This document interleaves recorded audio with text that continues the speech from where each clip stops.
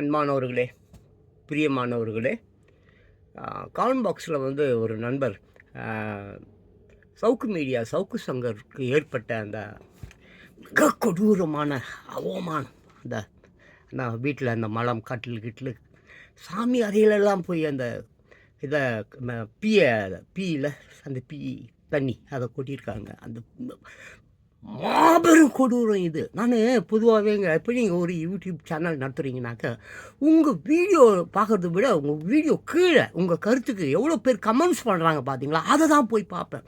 அந்த 100 பேர் 200 பேர் உங்களுக்கு கமெண்ட்ஸ் பண்ணியிருக்காங்கல்ல, அதெல்லாம் போய் படிப்பேன். அப்படி படிக்கும் பொழுது ஏகப்பட்ட விஷயம் அப்படி நான் பார்த்தேன். நிறைய தலைவர்கள் வந்து கண்டனம் தெரிவித்திருக்கிறார்கள். தனிநபர்கள் கூட இந்த செயலுக்கு வந்து கண்டனம் தெரிவித்திருக்கார்கள். அயல் நாடுகள், சில நாடுகளில் வந்து தமிழ்நாடை மிக கேவலமாக விமர்சித்திருக்கிறார்கள்.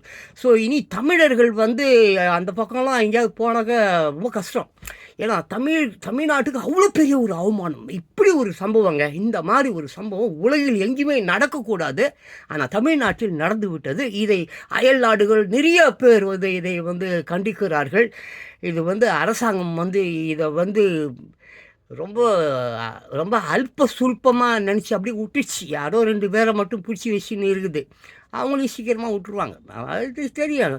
ஏன்னா இது திராவிடர் முன்னேற்ற கழகமாக திருடர்கள் முன்னேற்ற கழகம், அந்த திருடர்கள் முன்னேற்ற கழகம் வந்து ரொம்ப குயிக்காக 2026க்கு முன்னாலே இவங்க காணாமல் போயிடுவாங்க.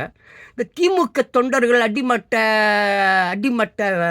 அந்த அடிமட்ட திருட்டு பசங்க எல்லாருமே காணாமல் போயிடுவானுங்க. ஒரு வேளை 2026 வேறு ஆட்சிகள் ஏதாவது வந்தால் தயவு செஞ்சு திமுக காரங்களே நாட்டை விட்டு எங்கேயா ஓடிடுங்க.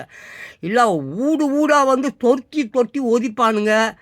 பிள்ளைங்க, இந்த காலத்து பிள்ளைங்க, அதுவும் வான் பிள்ளையே உன்னை ஒதிக்கும். திமுக காரனே வான் புள்ள வான் பொண்ணு உன்னை தொருத்தி அடிக்கும் நிலை 2026 உருவாகும். ஜாக்கிரதையாக இருந்துங்க, அவ்வளோதான் சொல்ல முடியும்.